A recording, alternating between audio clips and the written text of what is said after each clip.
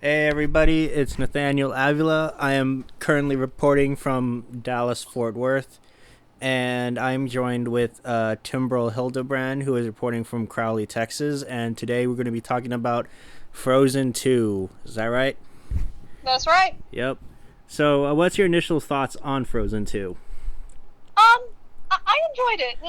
I'd only seen it once, and I watched it again before the podcast. I watched it once in theaters and once last night, and I'd say overall I find it a very enjoyable movie. Awesome. Did you find it more enjoyable on your second viewing as opposed to your first? No, actually, I think I liked it better the first time, but I Okay. think that might have been just due to some of like the hype and stuff. Yeah, I went to the premiere in Disney World. That's where I Oh watched wow, it. cool. Yeah, I mean they had like a whole bunch of stuff. They had that red carpet wall thing for it, and then they had like a statue of Elsa and Anna in front of the theater, which Wow. yeah, they pulled out all the stops. So I'm gonna give some background on Frozen 2. So the story of Frozen 2 started in 2014, March of 2014, when asked about like sequels to the first film, first Frozen, producer Peter Del Vecchio said that Chris Buck and Jennifer Lee, who were the directors, they all worked very well together, and they were gonna like make another film together for sure. But they don't know if it's gonna be like a Frozen sequel. It would most likely be like a completely original thing. Uh, so in late April of that year, Disney chairman Alan F. Horn stated that a sequel to Frozen was not being seriously considered at the time because the studio's priority was the Broadway musical of Frozen. So that's what their entire that's what they were focusing on at that point. So which required like additional songs to be written by lyricists Robert Lopez and Kristen Anderson Lopez, who wrote the songs for the first film. So when asked in May of 2014 about the sequel, Disney CEO Bob Iger told host David Faber that Disney would not mandate a sequel or force storytelling because to do so would risk creating something not as good as the first film. So Iger also expressed that like the hope that the Frozen franchise is something that is kind of like forever for the company. He says, kind of like how the Lion King was. So in June, Jennifer Lee confirmed that the then creative officer John Lasseter had expressly granted her and Buck the freedom to make another film, whatever they're passionate about was his words. And they still didn't know if they were gonna do a new original thing or just do a sequel. So years later, Lee and Buck revealed that they really had begun like developing like an entirely different film. So they're gonna complete like a completely new original film, nothing to do with Frozen. But during the fall of that year, while working on the short film Frozen Fever, they realized that they missed the characters, and they decided that they weren't ready to say goodbye to the the characters of Frozen, and they said that there's a lot of questions left unanswered by the first film, so they decided that they were gonna just discuss the possibility of a sequel. So Buck and Lee decided to get together, try to figure out what would be a satisfying ending for Anna and Elsa at the end of the movie, and they both got to the same conclusion that uh, um, that the ending they would spend the next 5 years trying to earn Anna. That Anna would become queen and Elsa would be free. So that was their proposed ending. So in March 12th of 2015, at the Disney's annual meeting shareholders in San Francisco, Iger, Lasseter, and the actor Josh Gad, who plays Olaf, officially announced that they were going to make Frozen 2. Hooray, hooray. As that it was currently in development, with Buck and Lee returning as the directors, and Del Vecchio is going to come back as the producer.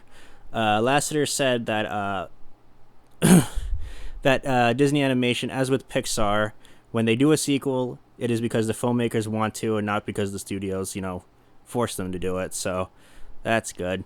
So in say the case of Frozen, the directors had to come up with a great idea for a sequel, and we'll be hearing a lot about it in the coming times. So according to Los Angeles Times, there was a considerable internal debate at Disney over whether to proceed with the Frozen sequel at Disney Animation, but the unprecedented success of the first film really did sway the Disney executives toward making the sequel.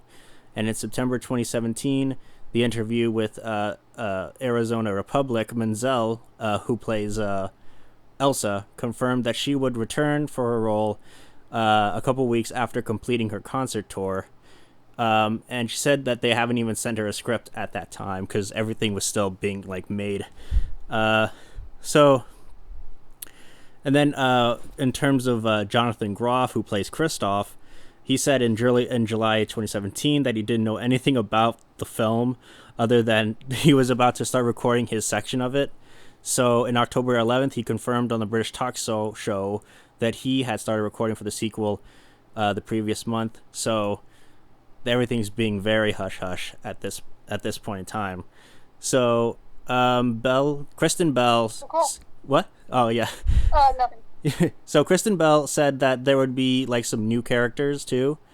So she would further said the directors and the producers had taken their trip to Norway, and they took the entire culture to take in and make this a fun home movie. So she added that Lee had drafted her personal journals in character as Elsa and Anna for months to try to figure out what they'd say and do all that kind of stuff from Scandinavian research trip. The production team derived an important insight that Elsa is very clearly a mythic hero who takes in the world and the world's problems with supernatural powers, while Anna is a fairy tale hero who is human and lives in a world that's surrounded by magic, but she doesn't possess magic herself. So they realized that makes the original Frozen so powerful and how it combines the two different types of stories. So, and that's basically the story of Frozen. Everything else is history. So that's the story of Frozen 2. So there was a possibility that they decided to not make the Frozen 2 sequel. So do you think that the existence of the Frozen 2 was justified? I mean, I don't know if justified is the best word to put it. I mean, I'm glad they made it, and I'm not surprised that they made it because they knew they could make more money off of it. Oh, yeah. So, but it would have been interesting to see what they might have come up with originally. But I personally thought it was cool that we got to delve more into the characters and the lore. Mm-hmm. Oh, yeah. What do you think about the relationship between Anna and Elsa in this film? Because it's definitely strengthened. Yeah, I think it's interesting. I think what's interesting about this movie is that they're not trying to just redo the first movie. Perhaps the characters, you can tell there's been time, there's been growth, and you see that with Anna and Elsa's characters. They're not as distant from one another. They're much closer, and that's why Anna gets so angry with Elsa when she starts pushing back at her again. So I thought the relationship was good. Granted, a lot of the movie, a good chunk of the movie, they're not on screen together. Uh-huh. But the parts that they are together, it's cool to watch because you're getting to see that sort of sisterly banter that you don't really get to see in the first movie because, they're separated. Mm-hmm. Speaking of separation, I know Kristoff kind of just disappears in the middle of the film, right? Yeah. Do you think that was a good move? I mean, ultimately the movie is about the sisters, and since they had kind of built up everything at the beginning, I think it was okay that they focused more on Elsa and Anna's journey, specifically Elsa's journey, because that's kind of what the driving force of this movie is. Elsa searching out who she is. So I think she deserved a little bit more screen time. So you think Elsa needed more screen time?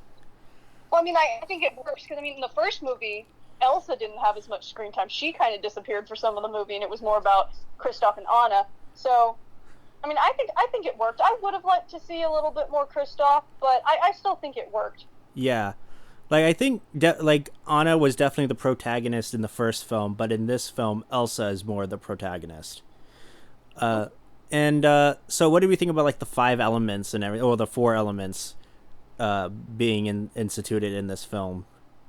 I couldn't help but think about the Last Airbender when they were talking about all the different elements. I know. I was watching it with my brother, and they were doing the backstory or whatever, and I said, "Oh, but everything changed when the Fire Nation attacked." That's what I kept on saying. That's exactly what I was saying when I when I was watching it, because I was watching it with my sister, and I was like, "Oh snap, we need the Avatar. Where is he? Where is?" But then the I Fire guess it's Nation. Elsa. I guess Elsa is the Avatar in this situation. I don't know, but no, I thought it was interesting. I feel like this movie felt more epic. Like Frozen felt very, I guess, it felt very concise. You know, it was one area, one person's issue.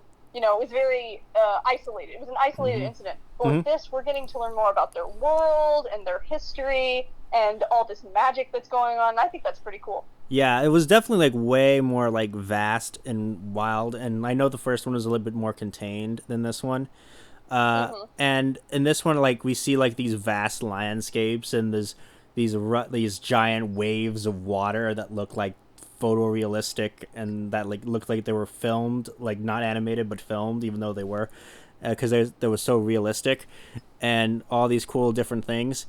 And it was really interesting to see because it's a very like beautiful film to look at and watch, seeing all these cool things, like especially with the I found that especially with the rock giants, because their rock giants were like so huge and they really did a good job showing them to scale, right? Yeah, for sure. Yeah, and so like, what did you think about the salamander, the fire spirit salamander? Oh, I mean, he was cute, you know, very, very Disney-esque, you know, little Disney cute animal character. So, I mean, he's not a huge part of the movie, but I thought he was cute. I enjoyed him. Yeah, me too. Like, did you like? What about like the rivalry between the people of Arendelle and the native tribesmen? I thought that was interesting. It was interesting that they kind of, because again, like I was in the first movie, everything was very contained. Like you didn't know a lot beyond what you saw. And here you're getting a little bit more insight as to where Arendelle came from and where Elsa and Anna came from, and how much bigger their world is, and the wounds that have been inflicted on them because of that betrayal that Anna and Elsa's grandfather committed against the neighboring kingdom in the forest. Oh, speaking of that betrayal, was that like a surprise to you when it was revealed that he betrayed them? Not really. I mean, I figured it would. I feel like it wouldn't have been very interesting if everything was exactly as it had seemed. Yeah, like I remember when I was watching that scene, like in the beginning, like when they started fighting, I was like, oh, I think the grandfather betrayed them, and then and then they revealed, oh no, the grandfather betrayed them, and I was like, what? I totally didn't know that already. And then the fact that the woman who saved their father was actually their mother, and I was like, what? I totally didn't know that. I totally couldn't see that a mile away. Like, there's a thing about this film, they kind of like show like these reveals or these plot twists thinking that they're like really like big, even though I saw them coming. Yeah, it's true. They definitely weren't the biggest jaw droppers necessarily, but I still enjoyed them. Yeah, it was really fun nevertheless. So I got some like reviews here about Frozen 2. And let me see, the New York Times says that, as is often true in animation, Frozen 2 soars highest when it embraces abstraction, as in one number with a pitch black void that entertainingly invokes Jonathan Grazer's Under the Skin. Am I right? I was a little bit confused by what that review was saying. Yeah, me too. Well, a different review.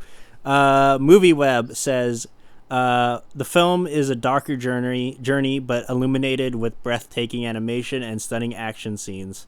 There's enough good humor for balance amid an avalanche of new songs. I'd agree with that review. I'd say that's pretty spot on. Yeah, what do you think about like these new songs as compared to the original songs? Oh, I think these new songs are really good. The Lopez is the married couple that does the music for both of these movies, as well as the stage musical on Broadway. Yeah. They're very, very talented, and these songs I do think felt a little bit more epic than the songs in the first movie. Now, I love the music in the original film. I think it's very nice, and what I really like about the Frozen movies is that while it still has that kind of Disney feel to the music, it also brings in elements of Broadway, like big, rousing numbers, particularly with Elsa. And I think that's way more. I think they harp on that even more in this movie. And I think that really shows the Lopez's background in working in theater, because that's where they started out. Really? Did they produce any songs on Broadway before this? Yes, I believe they were involved in a musical called Avenue Q. They probably did other stuff too. Okay. Well, are you like a big theater person? I like the theater, yes. I want to go look at more theater stuff. I haven't been able to, but I've been wanting to. Oh, it's great. Yeah, I've been to a couple of stage plays at UT Arlington. Like I went to see their rendition of Into the Woods a couple of years ago. Wow. Oh yeah, it was pretty fun. It was pretty nice. I mean, there were some issues going on, but it's a student production, so I was like, it's not a big deal. Another review was from RogerEbert.com. It wasn't by Roger Ebert, but it was from the website, who said Frozen 2 has an autumn-like palette with a russet of gold setting the stage for an unexpectedly elegiac tone in the follow-up of to follow up Disney's most beloved animated features. Okay, this guy really brought out the thesaurus on this one. No, I think he has a good point. They did a good job with what they did in the movie. I particularly liked the darker. I liked the darker tone. Yeah, so you think that really complemented the film? Yeah, I think it worked. I think it, like most sequels, they dug a little deeper, and I liked that. I think it benefited. Yeah. Oh, speaking of the songs, my mother says that the songs are sung in like a range that not a lot of like people can sing, so it makes it harder to market or harder to sing along. Would you agree with that? I'd say that's definitely true with Elsa's songs, and that's just because Idina Menzel she definitely doesn't have the same range she used to, but she also is from the theater originally. She originated the role of Elphaba in the famous Broadway show Wicked, and Idina Menzel is just known for her ridiculously powerful voice. Like, she can belt super high, or she used to. She's a little bit older now, so she can't belt quite as high. You can kind of tell because there's a little bit more effect on her voice in these songs. Not that she's not still ridiculously talented. She is.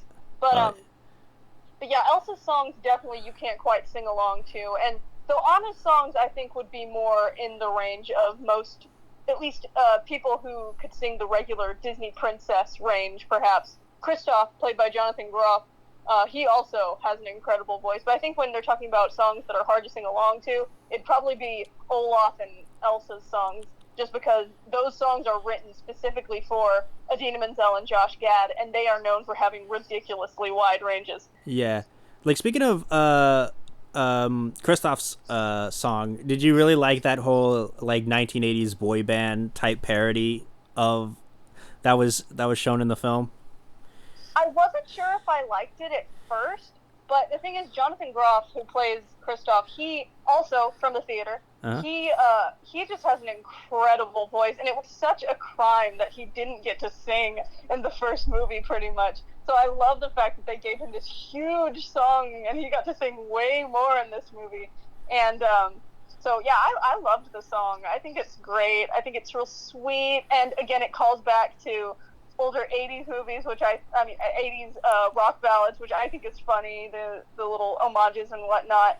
And yeah, and I love Kristoff. You get to see his devotion to Anna, which is really sweet. It's really and you talked about this earlier. I feel like I should mention this. You were talking about the Frozen Fever thing they did. Frozen Fever, as well as the Christmas special they did for Frozen. It was called Olaf's Frozen Adventure or whatever. Mm-hmm. You would think that those would kind of be less, I guess, not quite on par with, the big cinematic releases, but I would highly recommend that people check those out because, again, it has the Lopez's music in it, and it's really good. The music alone is great, and particularly the Christmas special they did is very heartwarming. But yeah, it's just so good. Frozen has a lot of good stuff going for it. Oh yeah, like Frozen was a huge success for a reason, mainly because like so many talented people were involved in it, and it definitely shows. And even in those like small specials, they definitely like give it their A game and stuff.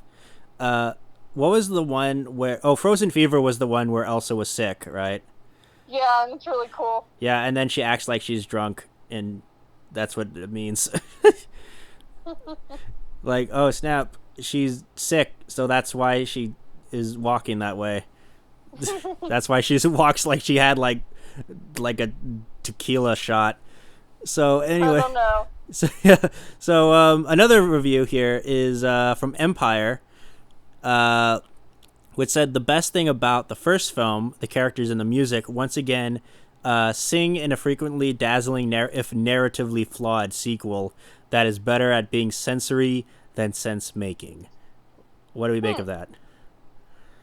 Well, I guess I can understand why some people wouldn't like it, because, I mean, I guess it doesn't quite have the same kind of charm that the first movie had, and some of it might be because, there was so much hype surrounding it, but I still think the narrative was pretty solid. And yes, obviously in a movie like this, you're going to have songs that feel a little bit thrown in, but I think the quality of the songs makes up for that. Yeah, I definitely agree too. Like what about like the scene where Elsa and Anna finds out that their parents were dead, trying to find answers for Elsa's powers? Oh, I think that was really sad. And again, I think that built upon the characters of Elsa and Anna themselves because it gave them more hurt. So I thought that part was really sad. Oh yeah, let's think about like also this animation was that we definitely get to see like this emotional like the emotions that the characters are going through, like every like tear or breath or like that they would do, like you can like feel it in your heart, like you can feel like these are real people with real emotions and not just like animated cartoon characters on screen. Yeah, for sure. And so that was like really good. So did they ever explain how Elsa has her powers? What they tried to make it sound like is that since their mother, who was a part of the Northuldra tribe, rescued their father, the spirits saw fit to bless their child with powers. I think that's kind of what they were saying. I suppose. I mean, it makes sense. That's what they said. Uh-huh. Yeah, I mean, I guess that's the only way we can go about it. Like, yeah. And then also Elsa is the fifth element. What is it? The Fifth Element, starring Bruce Willis and Mila Jovovich. I don't know. So the Fifth Element is just like a bridge between all the other elements. Is that the thing? I guess. Again, that part I will say that part isn't completely clear. I think it's just she sort of like unites them, I suppose, something like that. So, would you call like Elsa like overpowered a bit because she can do all these cool things? No, I wouldn't call her overpowered. I mean, she is very powerful, but her powers are still limited. She just has ice. That's all she can control. She can't control anything else. I mean, sure, apparently her ice can let her make outfits, but I think that's not quite the same.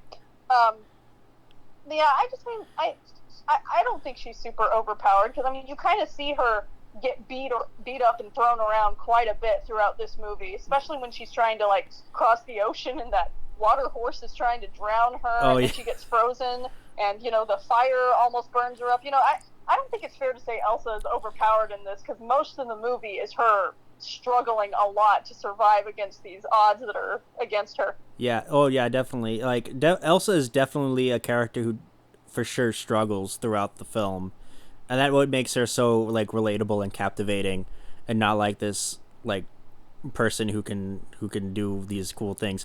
So I definitely think that adds to her character for sure. So I have this other review here from the Washington Post. Now their review was not as as positive. So let's see. So he says, yes, Frozen 2 is a letdown when compared to with the original, but it's also a lackluster disappointment in its own, a pale shadow of what it could have been. It's hard to see the same team that who made something so cool in 2013 could deliver something so lukewarm. And that's the review. Well, I mean, I guess that's an opinion. I mean, that kind of just seems like an opinion thing. They didn't really explain why it was lukewarm, so I don't know. Yeah, I didn't think it was a disappointment at all. I thought it was pretty. I think it delivers on what it promises, because I thought it was pretty cool. Like all the visuals were pretty awesome, and the characters were really nice. I really like the music. I think the music does a lot for this film. Where it might be lacking, I think the music really kind of picks up the slack. Oh yeah, like the music definitely makes up for it. The songs, like I mean, because that's what a musical is, right? Like the music and the songs should be like super super good. If anything else is bad, the music should be good. And and this one definitely, the music is great. No, like there's no arguing that.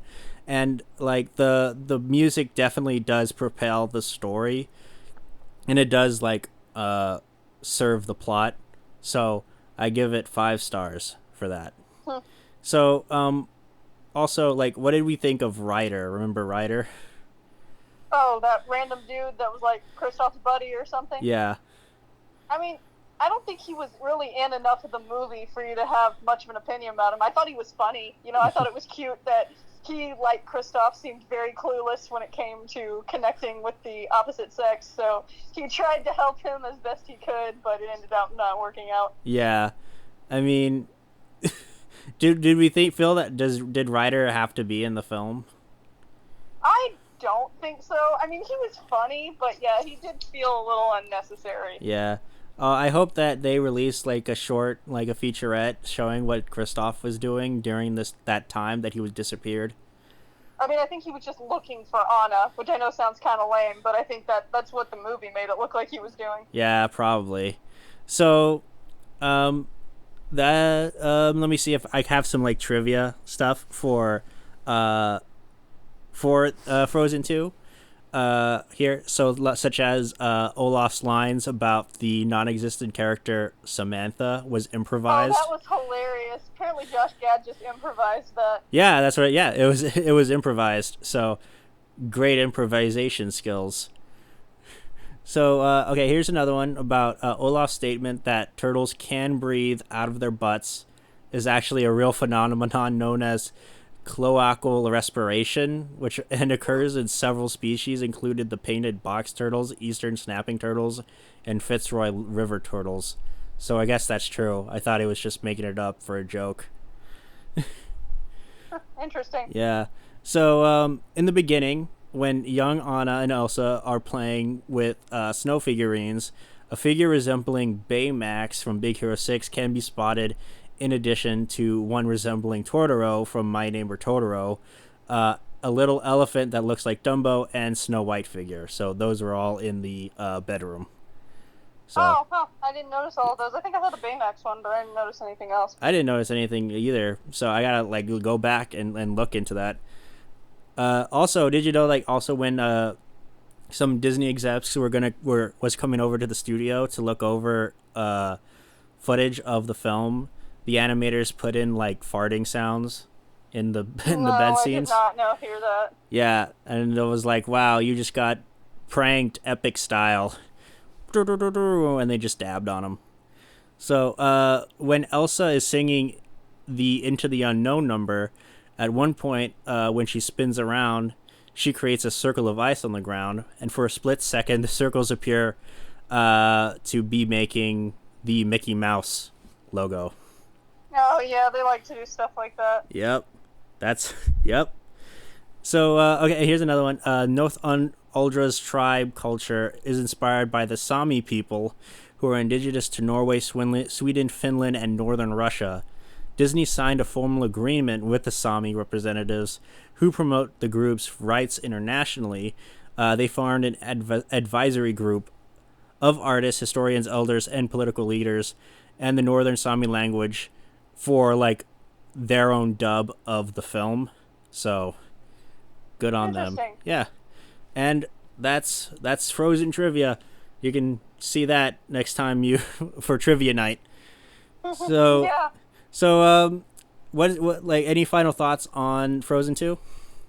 I think it's worth watching. Definitely give it a try. If for no other reason, because the music. The music makes it such a sweeping epic, and all the, the lore and the superpowers and the elements, the spirits. It's fun. It's a real cool thing. It's a real cool ride. Yeah, like if you don't have like access to the film, at least go to Spotify and look up the soundtrack and just play that. All right.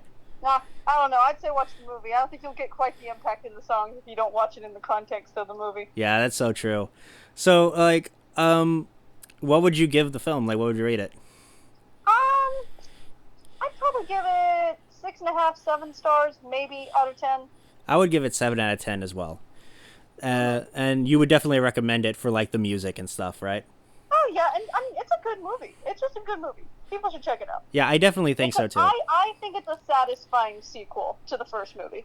Yes, I definitely agree. Disney has been doing pretty good in terms of sequels lately, especially Pixar, like with your like Incredible 2s and your Finding Dory's and everything. I'll be honest, I didn't really like Incredibles 2, but Finding Dory was good. I did enjoy that. Yeah, I mean, we can't say the same for the remakes, though. Yikes, no. So, like, we'll see you again. Are we excited for Frozen 3? Oh, let's not do that. Okay. I'm okay with a couple more cute shorts, but let's not do Frozen 3. Okay, sounds good. All right, we'll see you guys next time. Bye. Bye.